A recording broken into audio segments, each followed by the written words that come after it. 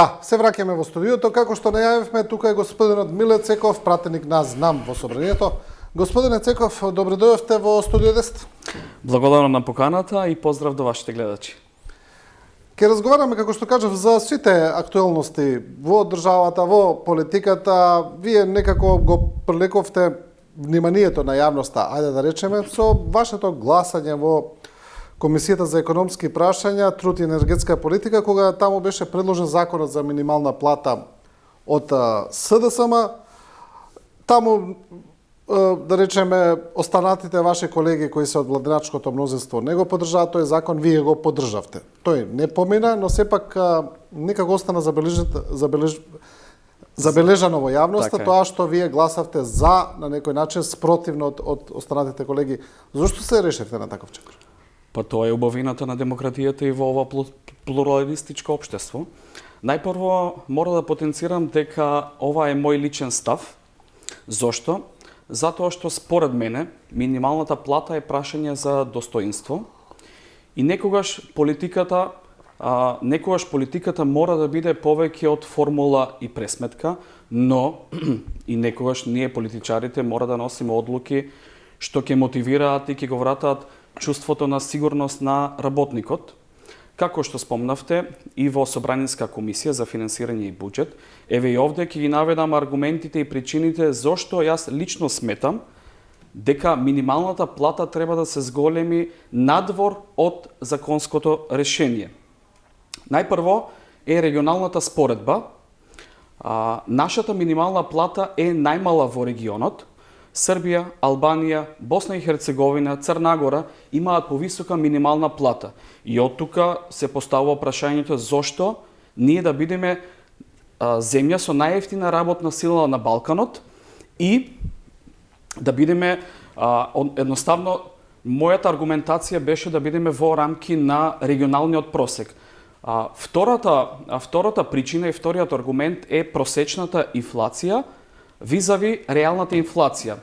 Во моментот, барем за сега, на годишно ниво, инфлацијата е 4,1%, меѓутоа, за граѓаните што примаат најниска плата и со најниски приходи, реалната инфлација е многу повисока. Зошто?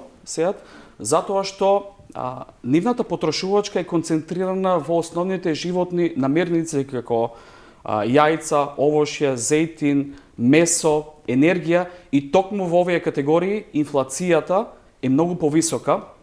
Всушност, еве еден најсвеж пример во оваа недела време, регулаторна комисија ја зголеми цената за нафтените деривати за 21 денар, што тоа ќе имплицира и ќе се одрази. Вие зборувате за двете покачувања споено. Така, двете покачувања споено, да. И тоа поскапување најмногу ќе се одрази кај граѓаните што земаат минимална плата. Третиот аргумент е формализација на економијата. Сите знаеме дека најголем дел од работниците кои работат во приватниот сектор се осигурени и пријавени на минимална плата, а остатокот го примаат во плико, и тука најголем губитник е државата, која се проценува на околу 250 милиони евра годишно, но губитник е и пензинскиот, здравствениот фонд, но всушност губитник е и самиот работник. Зошто? Затоа што неговата иднина се темели на минималната плата, а не на реално исплатената плата. Според мене, па ќе кажам, ова е моје лично согледување, Македонија според устав е социјална држава и сметам дека државата, односно владата, не треба да се изземе од трипартитниот социјалниот диалог, затоа што не може да ги остави посилниот да се договори со послабиот. Ако ние реално сме трета економија во Европа и според последните 6 квартали имаме раст на бруто домашниот производ, тогаш зошто да не бидеме и трета држава според минималната плата на Балканот? За плата од 400 евра младите нема да останат во Македонија. Вие тоа што го кажувате за трета економија во Европа, тоа го кажува и премиерот неколку пати. Вие верувате во тоа навистина дека сме трета економија во Европа? Статистички бројките го покажуваат тоа. но дали граѓаните реално го чувствуваат тоа? Тоа е прашањето. Добро, кога зборуваме за минимална плата, отприлика ставот на владеачката ВМРО ДПМН или па и на владата, тој е ставот дека и тие формално не се против покачување на минималната плата, но бараат тоа да биде направено во рамки на социјално-економскиот совет, помеѓу работодавачите и работниците, помеѓу синдикатите, но она што го гледаме како реторика на терен, особено после големиот протест на ССМ е каде што ајде да речеме ВМРО ДПМН директно го обвинува синдикатот дека е поддржан од опозицијата и дека всушност тие протести ги прави опозицијата, што на некој начин ги се обидуваат да ги делегитимизираат или да кажат дека тоа барање за зголемување на минималната плата не е искрено барање на работниците, туку е опозицијски маневар некаков. Не би сакал да коментирам околу овие тврдења, но јас можам мојата перцепција и моето согледување да го искажам во однос на минималната плата и затоа јас во рамки на собраниската расправа предложив еден рационален пристап, затоа што треба да излеземе од оваа дневна политичка реторика и ние да понудиме решение. Затоа јас во рамки на собраниската комисија предложив рационален пристап, односно субвенционирање на разликата во придонесите од зголемувањето на платата. Затоа што сметам дека со ова ќе поттикнеме да се излезе од сивата економија и да го елиминираме шокот врз малите и средните компании.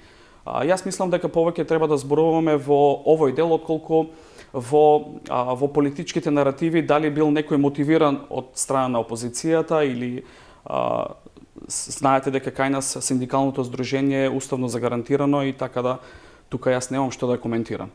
Да, добро, кога зборуваме за ова дека како што кажав сте го привлекле вниманието на јавноста со тоа што сте гласале спротивно на останатите членови на владеачкото мнозинство, тоа е, мислам дека можеби во некоја друга земја не би било ни вест, но за жал кај нас е вест. И како што вие и самиот велите на почетокот, вие сте пратеник, делувате, гласате по слободна волја и убедување. Би требало да е така, за жал не е кај нас, знаеме како е собранието, ќе зборуваме за тоа и подоцна во однос на самото, на принципите на функционирање, не сега, туку од секогаш. Но, еве, да ве прашам за ова, имавте ли некаков проблем во однос на коалицијата од ВМРО ДПМН во рамки на вашата партија за вашето гласање? Во однос на ова прашање, јас можам да констатирам дека мојата одлука за поддржување на зголемувањето на минималната плата е согласно нашите ветување во предизборната кампања 2024 година. И јас останувам доследен на моите ветувања затоа што ние од Движење Знам ветувавме дека ќе се бориме за зголемување на платата на работниците. И од тука сметам дека треба да застанеме во интерес на работниците затоа што Македонија не може да биде силна со сиромашен народ. И реално со 400 евра не се живее во Македонија. Што се однесува до втората ваша констатација, дали сум имал одредени забелешки, да, имаше одредени несогласувања, но од кого? Мислам во рамките на Знам или со и во рамките на Знам и во рамките на владината коалиција, да. Но секако тоа е убавината на демократијата и убавината на системот во кој живееме, затоа што ако имаме различни мислења, сигурно имаме иста цел. И од тука се поставува прашањето дали во преден план се принципите и вредностите или партиските интереси. Па кај нас сега ако ги прашате граѓаните, мислам дека 99% ќе ви одговорат со второто. Дали е тоа нивна перцепција или точно, не знам, но тоа го покажуваат и низа на извештаи, истражувања, анализи, дека за жал во собранието се гласа партиски, а не се гласа по собствено убедување или или во рамки на програма, или во рамки на тоа што сте избрали од одредена група на граѓани кои ги застапувате. Па еве повторно ќе ве прашам, кога зборувате за тоа дека сте имале одредени забелешки, што значи тоа, дека дали може би ви се заканиле со некаква санкција или нешто такво, или остана само на вербални препирки? Оставам оваа одлука да биде донесена од раководството на партијата, но јас пак ќе кажам и верувам во моите принципи и вредности, доколку бидам санкциониран во иднина врз основа на моите согледувања и принципи, тогаш оставам тоа да биде одлука на раководството. Добро, вас како би ве санкционирале? Вие од пратеник не може никој да ве смени, значи зборуваме само за партиска некаква санкција. За тоа зборуваме, нешто во рамки на партијата. Вие кое имате во органите, каде сте во органите, не знам, функција некоја? Јас немам функција во органите и телата на партијата. Немате, туку само по должност, да. По службена должност. Значи таму нешто би било. Добро, дали вие тогаш можеби сам се наметнува сега ова прашање, дали како ќе функционирате понатаму? Останувате исто во знам? Види се, како ќе биде вашето функционирање? Види се, дали ќе зависи од органите на партијата или можеби сам ќе донесете некаква одлука? Ја кажав и на почетокот и ќе го повторам мојот став. Јас останувам доследен на моите политики и вредности за кои сум се залагал и за кои сум ветувал во кампањата и верувам дека различното мислење е убавината на промена на системот. Не можам да знам однапред што ќе предизвика ова моje гласање спротивно од владеачкото парламентарно мнозинство, но останува на времето да видиме што ќе се случува. Ајде да го преформулирам прашањето. Дали со таков тип на гласање можеме навестувате и различни мислења за други одлуки на владачкото мнозинство во собранието? Не, зборуваме сега за минималната плата само. Да, но што се однесува за други законски решенја, секако јас ќе се држам до мојот став и до моето убедување кое исклучиво е во интерес на граѓаните и нема да бидам обична машинерија за гласање на законите, затоа што моето лично убедување секогаш ќе биде во полза на интересите на народот. Значи, вие лично сега останувате во знам, во пратеничката група на знам? Да, така. Останувате? Да. Добро, да поразговараме ајде за другите работи кои се актуелно. Едно од нив се разбира годишнината од страшната трагедија во Кочани, беше вчера и собранието беше дел од целата таа комеморација и во собранието се одржа комеморација, таму беа и родителите. Кога го поставаме ова прашање, јасна е трагедијата, јасно е сето тоа што се случи, но еве сега прашања кои се уште остануваат и кои ги поставуваат пред се родителите на децата и на оние кои загина и на оние кои преживеа, но се жртви во трагедијата, е дали целиот настан е процесуиран како што треба институционално, што мислите вие? Како гледате на тоа и во однос на судскиот процес и во однос на целата таа одговорност која требаше да биде понесена од луѓето кои се одговорни за трагедијата? Видете, кога станува збор за темата Кочани и трагедијата во Кочани, мислам дека не постојат зборови што ние политичарите ќе ги кажеме и ќе ја ублажат болката на родителите, на жртвите.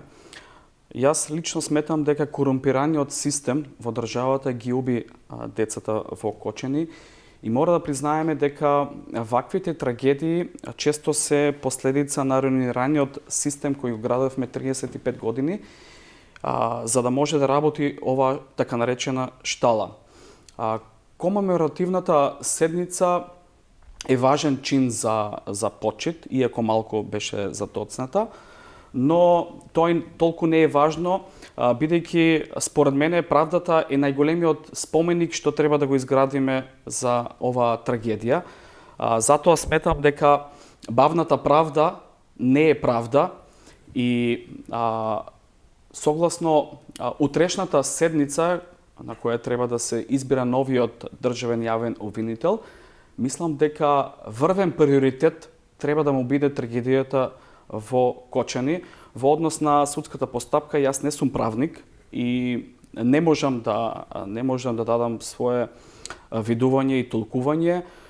Останува да го следиме процесот, но мислам дека премногу бавно се одвива овој судски процес и во едно од излагањата на исто така на обвинителот од Кочани, каде што пробува да морализира за одредени работи, иако тој бил долгогодишен јавен обвинител во Кочани и можел по допрен глас да реагира за оваа така наречена штала.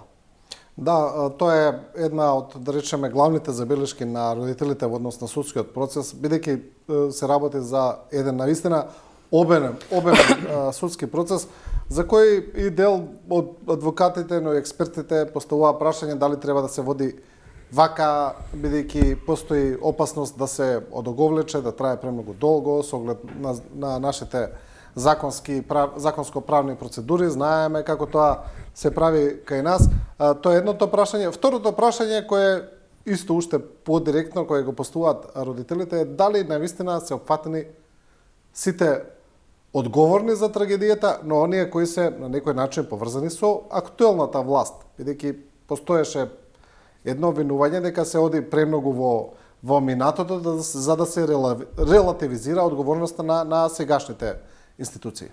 Па потоа имавме додавки на обвинението, па имавме додавање после некои новинарски истражувачки текстови, особено за онаа за инспекторите на УЈП и така натаму. Значи се додава работи понатаму. Така е. Овој процес е премногу сензитивен и комплексен, бидејќи не сум правник и не можам да дадам мое толкување, но затоа кажувам дека новиот јавен обвинител треба час поскоро, уште од првиот ден, да превзема итни чекори за целосно усогласување на оваа рамка што е перцепирана во јавноста, дека правната квалификација е обемна, односно делото е премногу обемно и дека временски ќе трае многу. Мислам дека од овој процес, од овој судски процес, во иднина ќе зависи и состојбата на перцепцијата во судството, во правосудството, односно родителите на жртвите од децата единствено во моментот, бидејќи не може да се вратат жртвите, единствено што сакаат е да ја видат правдата час поскоро. И затоа институциите и надлежните органи треба да се занимаваат со ова прашање. Да. Добро, ајде да преминеме на она што го најав наш вечен проблем барем за земјава, тоа се евроинтеграцијските прашања. Господине Цеков, оваа коалиција и оваа владина структура дојде на власт меѓу останатото и со ветување дека ќе ја придвижи земјата напред кон Европската унија, дека ќе го реши проблемот поврзан и со Бугарија и со според нив во преговарачката рамка. Знаеме, таму е услов менување на уставот, метнување на бугарите во уставот, но втора година некако немаме помрднување од мртвата точка. Ми се чини дека сме после 2 години буквално на истото место каде што бев. Да, таква е перцепцијата кај луѓето. Видете, членството во ЕУ, како за мнозинството граѓани, така и за мене е императив и стратешка важност за државата. Во однос на евроинтегративните процеси, бидејќи не сум директно инволвиран, но секако доколку би бил еден од креаторите во делот на евроинтегративните процеси, со сигурност дека би се залагал за јасна дефинирана рамка, но и без конфронтација, како внатре, така и со соседите, затоа што ние 35 години не изградивме национален консензус по однос на стратешките прашања и сме етикетирани како патриоти и предавници, и кај нас секогаш има поларизација во однос на тоа прашање. Вториот аспект што сакам да го коментирам во однос на европските процеси, доколку јасна ни е заложбата и декларативната заложба за ЕУ, тогаш ние мора да имаме јасен пат како ќе го направиме тоа. Затоа што лидерите на ЕУ, на Европската комисија и на Европскиот совет, јасно ни дадоа до знаење, мислам има и своји ставови и информации, дека членството во ЕУ во моментот не постои во две брзини, како што се пробуваше да се протолкува во јавност и да се пушти еден наратив дека ние ќе бидеме членка на Европскиот заеднички пазар без членство на ЕУ, односно без право на глас и без право на еврокомесар. На некој начин да ја заобиколиме преговарачката рамка или проблемот со Бугарија, да речеме. Така е. Имплицира, ајде да така е, но реалноста е поинаква и затоа ние мора да знаеме точно како ќе го направиме тоа доколку реално сакаме да влеземе во Европската Унија. Затоа што сведоци сме дека нашите соседи забрзано чекораат кон европската интеграција. И од тука мора чинителите, односно креаторите на новија процеси, јасно да ни дадат до знаење како ќе се направи тој пат кон ЕУ. Добро, но господин Цеков, сега вака ајде да ве прашам малку саркастично. Вие велите мора да знаеме, но вие сте пратеник, ние сме граѓани. Така е. Мислам дека вие сте внатре во системот. Дали вие пратениците треба да сте малку повеќе поактивни по тоа прашање? Имате она нели седница за пратенички прашања, имате и други механизми за делување и во комисиите и на седниците. Малку повеќе да се ангажирате околу ова, бидејќи навистина стоиме во место, ништо не се прави. Еве, слушаме приказни, дека некакви планови постојат. Да, навистина постои таа дебата во Европската Унија, но во Европската Унија но тоа е сведено само на дебата. Има и многу други дебати кои се водат, кои се така далеку од некаква имплементација или реализација, а гледаме дека европските представници, челници ни повторуваат цело време на иста реченица која, мислам, онака не може да не ја запамтиш, дека единствениот пат за продолжување на преговорите е преку промена на уставот, дека нема да има нови преговори, дека нема да има нови договори. Бугарија не сега ни да слушне за нешто таква, додуше сега не ни преговараме веќе со Бугарија, туку имаме европска преговарачка рамка поддржана од сите земји членки и сега ние тука како ми личи малку ова како диалог на глуви, а остануваме заглавени. Дали вие како пратеници треба малку да сте поактивни? Да, апсолутно, се согласувам, треба да бидеме проактивни и прагматични во однос на тоа прашање, затоа што не можеме ние да останеме црна дупка на Балканот, затоа што сведоци сме дека нашите соседи брзо ги затварат поглавијата во тој процес. Исто така европските челници јасно укажа дека за да има промена на патот кон ЕУ, односно ова вториот обид за без право на глас, треба да има промена на договорот, што реално тоа е неизводливо. И од тука се поставува прашањето кој е нашиот јасен пат кон ЕУ перспективите.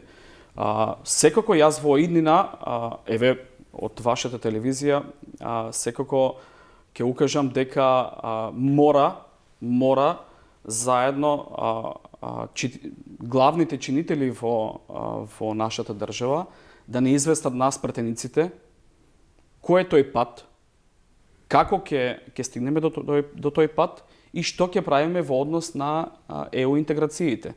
затоа што во оваа лимбо состојба сега е неодржливо. Не знаеме кон која е алтернативата.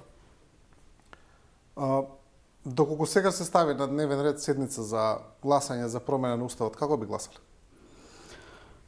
Видете, лично мојот став по однос на тоа прашање, како што кажав и на почетокот, немам ништо против нашите соседи. Јас сум космополит по убедување и не само бугарите, туку и хрватите и останатите заедници треба да се внесат во уставот. Ние немаме ништо проблем од тоа. Секако немам ништо против и да гласам за уставните промени, но ние мора да имаме јасен и предвидлив пат, односно јасна временска рамка што понатаму. Дали се овие последни барања и дали ние реално ќе и почнеме преговорите. Да, но ова што сега ми го кажавте е буквално истиот став на премиерот и став со кој сме заглавени. Значи тоа е идентичен став. Не, ја кажав дека ќе ги поддржам уставните измени. Да, но вториот дел, кога ќе кажете но, мора да имаме јасно дали ќе бидеме понатаму заглавени, оценувани и така натаму. Тоа е буквално истиот став на премиерот. Мислам, тоа е нашиот став, тоа е нашиот официјален став со кој сме заглавени, сакам да кажам. Поради кој сме едноставно ние го кажуваме ова, Брисел ни вели, но имате преговарачка рамка, таа е преговарачката рамка и тоа е всушност сегашната состојба. Јас пак ќе напоменам дека лично немам ништо против бугарскиот етникум да се внесе во уставот. Ние не губиме ништо од тоа. И исто така имам забелешки кон одредена реторика и одреден наратив кон нашите соседи од аспект на конфронтација. Сметам дека тоа е погрешен пристап. Сметам дека треба да се пристапи кон диалог и кон разговор, затоа што тие не се наши први соседи и први соработници. Трето, според мене, исто така, во овој недефинирана состојба, какво се наоѓаме, сметам дека треба да пристапиме малку по-прагматично и по-храбро, да ги донесеме уставните измени, и после доколку постојат реално пречки по основ на идентитетски или било какви други прашања, можеме согласно уставот имаме 81 пратеник да ги стопираме. Ова што го кажате сега е веќе поразличен став. Да, па затоа кажувам дека имам поразличен став од тоа што го спомнав. Значи вие сепак сега би пристапиле кон уставни измени. Така е, затоа што ние немаме друга алтернатива. Еве се прашам која ни е другата алтернатива. Мора за да има промена на преговарачката рамка треба да се согласат сите 27 земји членки, така? Да. Дали ќе се согласат, не знам. Дали, бидејќи нашите партнери ветуваат дека ќе има промена на преговарачката рамка, не знам дали е изводливо. И од тука се поставува прашањето што правиме понатаму. Затоа што и младите се прашуваат до кога ќе бидеме ние во ваква состојба. Еве имаше проблеми со шоферите. Исто така. Да, тој проблем не имаше, туку не знам дали е решен. Тоа само добиваме информација дека е некакво решение постигнато, но не знам дали е се уште тоа дефинирано до крај. Добро, господин Цеков, еве за крај да се вратиме со едно прашање последно таму каде што почнавме. Општо во однос на собранието. Вие сега кажувате еден став кој е различен, да речеме, од ставот на владачкото мнозинство, тако ви беше и за минималната плата во комисијата. Како што кажав, би било нормално, тоа го гледаме, например, во Америка. Тама многу често за одредени законски решенија имаме демократи кои ќе се приклучат на републиканците или републиканци на демократите, кога ќе се и тоа не е толку чудно таму, но кај нас, за жал, е чудно. Како да го смениме тоа собранието да не биде само партиска гласачка машинерија без разлика за која партија, туку да гласаат малку пратениците и по сопствено убедување, да гласаат за граѓаните кои ги избрале да гласаат за својата програма која презентирале пред граѓаните? Видете сега, ова може да се промени единствено со промена на изборниот модел.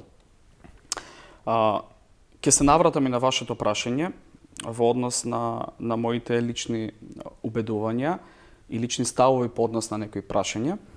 Кај нас проблем е изборниот модел, и доколку ние не пристапиме кон една изборна единица со отворени листи, затоа што листата за пратеници ја составуваат партијата, односно раководството на партијата, и од тука